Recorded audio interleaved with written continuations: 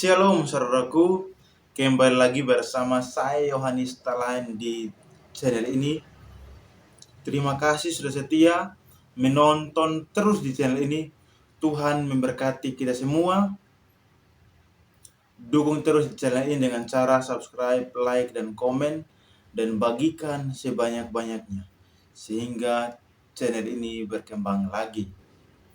Saudara yang terkasih dalam nama Tuhan Yesus Kristus, sekarang Ustadz Kainama lagi di Israel.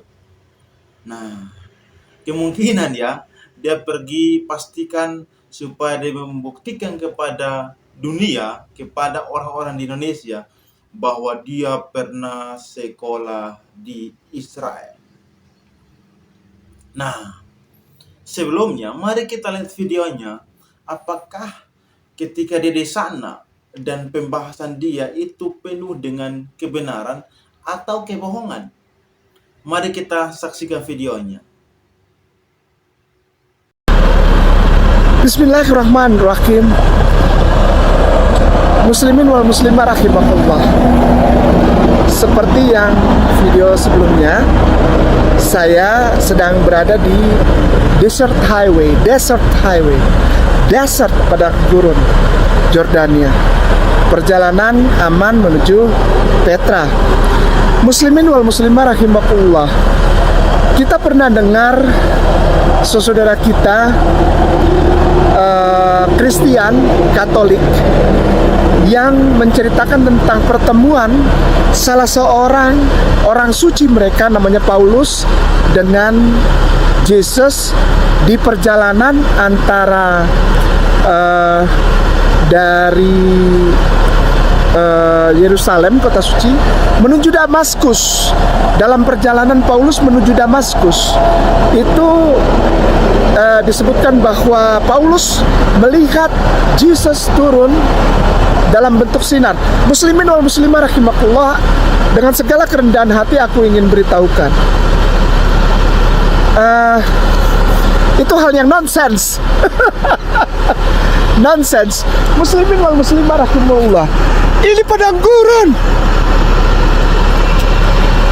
Perjalanan ke Damaskus itu ya seperti ini. Seperti ini, dan belum ada bis, belum ada mobil, belum ada minum, belum ada.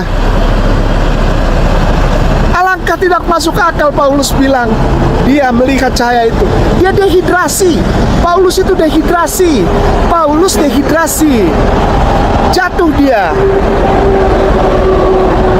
Biasanya orang yang pingsan itu seperti melihat cahaya baru pingsan. Tidak ada yang bisa wajar ya, wajar dalam perjalanan di padang gurun. Come on, ini padang gurun, ini padang gurun ini. Padang gurun. Muslimin wal muslimah rahimakumullah. Jika ada anak-anak kita, adik-adik kita, muslimin wal muslimah muda yang mendapat cerita tentang Paulus bertemu Yesus di padang gurun, bilang Paulus itu tidak pernah bertemu Yesus. Yesus nanti datang lagi dalam bentuk daging, seperti dia naik. Beliau itu, Isa itu diangkat naik dengan jasmaniahnya, maka beliau Nabi Isa alaihissalam akan turun dengan jasmaniahnya. Tidak ada pertemuan dengan Roh Yesus. Panas ini, panas. Sampaikan kepada anak-anak muda kita, banyak hal yang tidak logis di dalam penulisan kitab suci mereka, sehingga membuat kita tidak bisa menyatakan bahwa kitab suci mereka adalah firman Allah. Dari Desert Highway Jordania, untuk Anda semua muslimin wal muslimah rahimakumullah, pemirsa Ayah Sofia Mualaf Center dari Kainama. Barakallah. Assalamualaikum warahmatullahi wabarakatuh. Ini titik awal kita jalan. Welcome to Petra. Jadi ini titik awal kita jalan, ini pusatnya, senternya, sebelum kita sampai ke tempatnya. Yuk. Ya. Bersama semuanya nih, kumpul nih. Welcome to Petra. Ini titik awal kita jalan nih. Barakallahu fikum. Assalamualaikum warahmatullahi wabarakatuh. Di belakang ada tulisan I love Petra. I love Petra. Ini titik awalnya. Setelah tadi di atas, ini titik awal kita jalan untuk memulai perjalanan menuju Petranya. Nah, memang jalannya menurun. Ya, nanti pulangnya baru naik. Pulangnya naik, tapi awal kita jalan itu turun. Ya, jalan ini. Welcome to Petra. Welcome to Petra. Welcome to Petra. Muslimin wal muslimah rahimakumullah, jalan awalnya itu agak turun, memang menurun. Nanti pulangnya baru naik. Ya, ini perbukitan Petra. Perbukitan Petra. Jadi naik ke Petra gitu. Petra artinya batu karang. Kefa, murid Yesus, itu diberi nama Petra, yang artinya batu karang. Barakallahu fikum. Assalamualaikum warahmatullahi wabarakatuh. Bismillahirrahmanirrahim. Assalamualaikum warahmatullahi wabarakatuh. Ini etapa pertama di Petra. Muslimin wal muslimah rahimakumullah. Di belakang kita ini ada seperti batu tapi berlubang ya. Batunya berlubang. Nah, ini adalah gambaran culture atau budaya yang tinggi, peradaban yang tinggi dari orang-orang yang tinggal di zaman dulu. Bayangkan, belum ada modernisasi, belum ada bor, belum ada listrik, belum ada teknik pengeboran atau pemecah batu, tapi mereka bisa bikin rumah di dalam batu. Ini adalah orang Nabatea dan kita sampai di Jin Blocks. Jin Blocks ini tempatnya. Yang diceritakan memiliki satu kisah seperti alam gaib. Kita sambung. Barakallahu fikum. Assalamualaikum warahmatullahi wabarakatuh. Bismillahirrahmanirrahim. Ada saudaraku yang menulis di live chat lalu bertanya, saudaraku dari Kristen, saudaraku sayang warga negara Indonesia cuma beragamanya Kristen. Lalu bertanya, alhamdulillah kita berhadapan langsung dengan brother Akhi Uday yang akan menjawab, kenapa disebut Jin Blocks? Jin Block ini di Petra, ada beberapa monumen di Petra dinamakan oleh orang Badui, bukan orang Badui asli yang memahat kota Petra, bukan orang Nabati maksud saya, tapi 200 tahun yang lalu saat kota Petra ditemukan oleh orang peziarah John Perkar, itu ada kabilah suku Badui tinggal sini. Kabilah itu mengira banyak legenda. Misalkan nanti kita di Treasury, kenapa dinamakan Treasury of Firaun misalkan ya, gedung harta Firaun. Sama seperti ini Jin Block. Pada saat mereka tinggal sini, ya, mereka bilang tidak bisa mungkin manusia biasa yang bisa bikin tubuh ini atau pahatan ini yang cukup tinggi, ya. Jadi itu harus siapa? Jin. Ya, harus jin atau candi jin. Tetapi pada ini hanya namanya tetap dari Warasani Allah sama Block of Jin, karena orang sini menghormati apa namanya perjalanan orang Badui dulu, ya. Tetapi ini tempat persembahan, bahkan yang sebelah kiri ya, Block of Jin, padahal bentuknya mirip dengan bentuk bangunan Al-Ka'bah di Makkah. Nah, batu hitam di Makkah. Bagian di satu gunung atau di sampingnya blok itu ya, ada tempat duduk, ada apa namanya persembahan khusus. Ada juga kadang-kadang mereka ada korbannya selalu hewan, domba atau kambing atau unta. Jadi Block of Jin karena 200 tahun yang lalu ada orang Badui di sini, kabilah Badui, suku Badui, mereka mengira legenda bahwa jin yang bikin rumahnya kayak gitu ya. Syukron kasiran jazakallah khairan akhi. Ini di belakang saya ada makam Nabatian. Sebetulnya ini makam ini. Ini makam ya. Jadi ada 4 pilar di atas itu gambaran tingkat level dari hierarki mereka orang-orang Nabatian. Syukran. Assalamualaikum warahmatullahi wabarakatuh. Tadi udah dengar ya dari Akhi Odai. Assalamualaikum. Muslimin wal muslimah rahimakumullah. Kita akan turun masuk ke lorong atau celah. Nah, itu di belakang. Ya. Di belakang kita itu. Nah, itu dia. Celah untuk masuk ke tempat utama Petra. Namanya Treasury House. Kalau Great Great Temple itu masih 2 kilo lagi. Jadi ini yang 2 kilo, masih ada 1,8 kilo lagi untuk sampai di Great Temple. Kita akan masuk ke celah ini. Ini celahnya. Celah ini setelah ini baru Treasury Chamber. Ya, barakallah. Alhamdulillah semuanya. Ayah Sofia, Mualaf Center Nasional YouTube channel. Barakallah. Muslimin wal muslimah rahimakumullah. Ayah Sofia, luar biasa.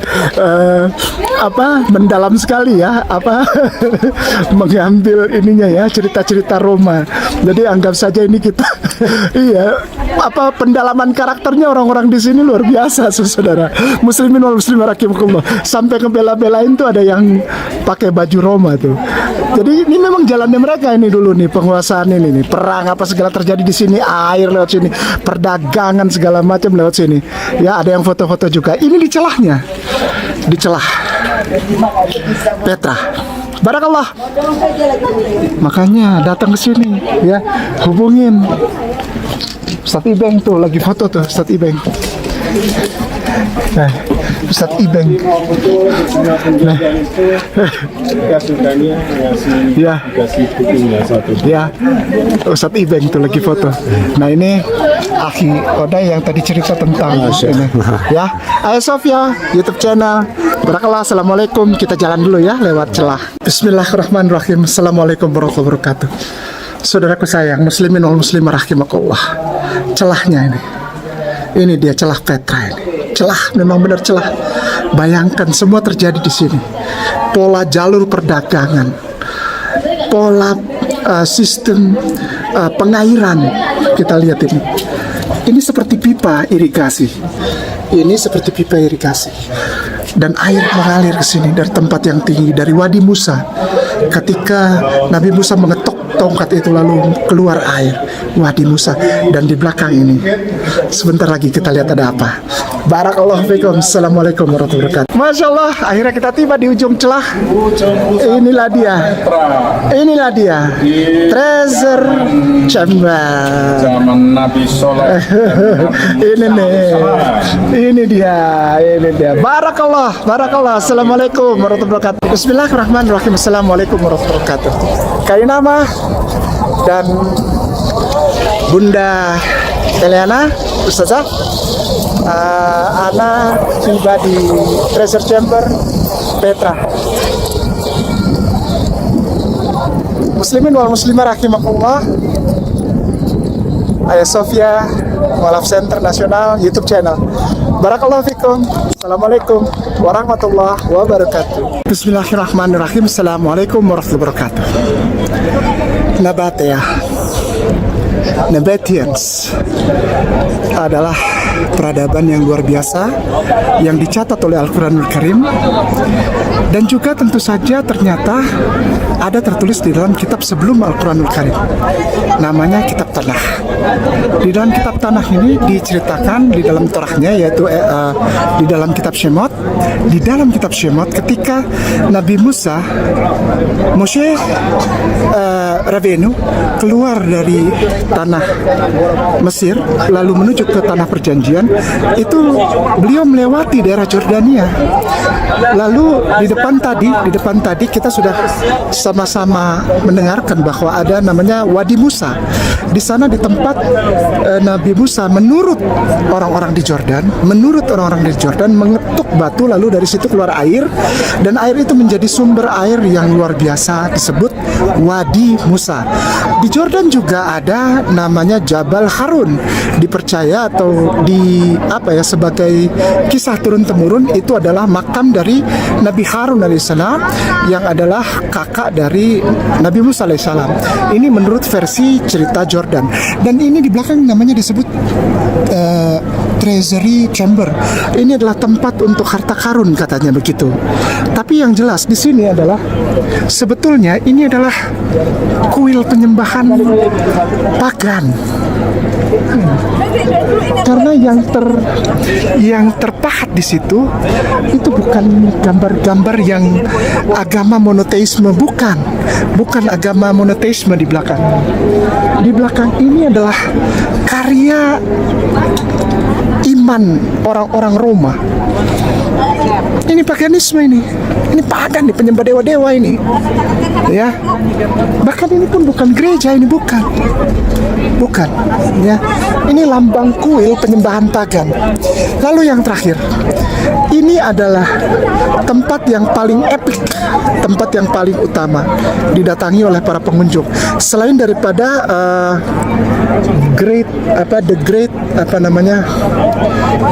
kuil itu yang ada di 1 kilo lagi dari sini. Besar juga itu, besar. Tapi intinya di sini, kenapa? Karena ini keluar dari celah itu. Yang kalau dilihat dari atas itu disebut sebagai lembah Kota Mawar. Sekali lagi, lembah Kota Mawar. Kenapa? Nah, ini baru saya jawab. Nama lembah Kota Mawar karena daerah Jordan Petra ini Sela sebutannya, Sela, Sela, yang artinya batu karang. Di dalam bahasa Yunani Koine disebut Petra. Diberikan nama Petra ini kepada salah seorang murid Yesus, namanya Petrus. Petra, Kefa. Petra artinya batu karang. Kenapa disebut daerah batu karang ini, Sela ini, sebagai lembah Kota Mawar? Karena ini nih tanahnya nih merah. Tanahnya merah. Ini merah ini. Ini tanahnya merah. Ini merah ini. Kenapa merah? Karena di sini disebut tanah Edom. Edom, di mana keturunan Esau, saudara kembar Nabi Yakub alaihissalam, tinggal menetap beserta seluruh keturunannya.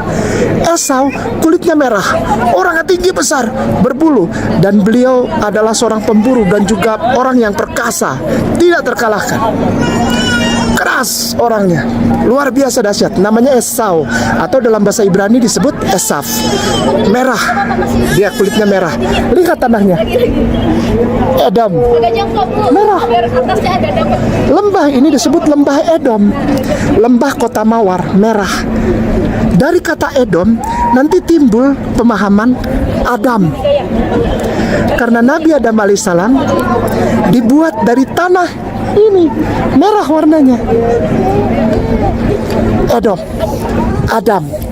Adam mah tanah. Muslimin wal muslimah rahimakumullah, Ayah Sofia YouTube channel yang disayangi dan diberkahi Allah. Inilah ujung dari perjalanan Petra. Mari kita lihat dan kita mengucapkan Masya Allah, Subhanallah. Allah mencatat setiap detil sejarah, dan itu termaktub dengan sangat jelas di dalam Al-Quranul Karim. Barakallahu fikum, barakallahu fikum. Billahi taufiq wal hidayah. Wassalamualaikum warahmatullahi wabarakatuh. Demikian video yang tadi kita nonton, pembahasan Ustadz Kainama waktu dia di Israel dan sekarang dia masih di Israel. Nah, ketika dalam pembahasannya dia, saya melihat dengan cermat bahwa pembahasannya dia banyak sekali pembahasan-pembahasan yang penuh dengan kebohongan, penuh dengan tipu muslihat. Contoh waktu dia bahas tentang Paulus ketika Tuhan Yesus menampakkan diri ke Paulus waktu perjalanan ke Damsyik dan sebagainya.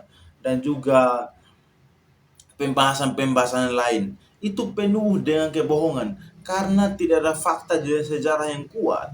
Sehingga dia hanya mengklaim dan mengklaim. Sehingga kelihatan semua yang dia bicarakan penuh dengan kebohongan. Mari kita sebagai umat Kristen harus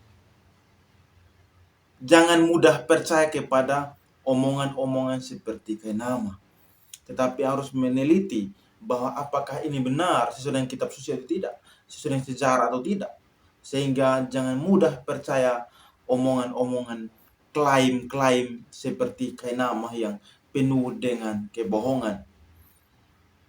Demikian video yang tadi kita nonton. Tuhan Yesus memberkati kita semua. Salam sehat, salam toleransi. Tuhan memberkati kita semua. Shalom. Pandai-pandai kita menyembunyikan bangkai, satu saat juga bau bangkai itu akan tercium. Saya dari sana pertama, dari Haifa pertama. Saya pulang ke Indonesia, lalu saya ditahbiskan. Diangkat, disahkan untuk menjadi pelayan di rumah Tuhan. Dan itu valid. Dan itu valid, silahkan dicek. Ini valid, saya bertanggung jawab untuk itu. Saya tersertifikasi dan saya terakreditasi. Sekali lagi, nama saya Kainama, saya adalah mantan pendeta. Saya lulusan sekolah tinggi teologi Jakarta. Saya juga pernah sekolah master di Belanda. Saya lanjutkan sekolah doktor di Haifa, tapi itu semua bohong. Ini valid, saya bertanggung jawab untuk itu. Saya tersertifikasi dan saya terakreditasi.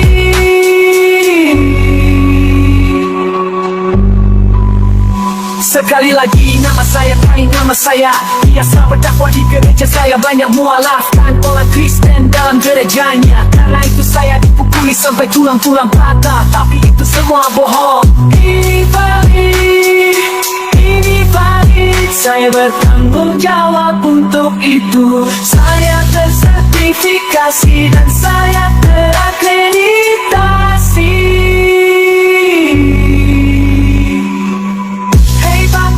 Sampai kapan begini, bertobatlah sebelum ajal menjemputmu. Sejak tahun 2009 sampai dengan hari kemarin, alhamdulillah hari Sabtu minggu kemarin, alhamdulillah Allah percayakan sudah 778 orang yang Allah percayakan untuk saya tuntun syahadat. Dan 80% dari 778 orang itu kita tuntun syahadat di dalam rumah ibadah mereka, di dalam gereja dan katedral. Dan 80% dari 778 orang itu kita tuntun syahadat di dalam rumah ibadah mereka, di dalam gereja dan katedral. Dan itu valid. Dan itu valid, silahkan dicek. Ini valid. Dan saya bertanggung jawab untuk hal itu. Nah, lo ketahuan ya, bohongin orang ya.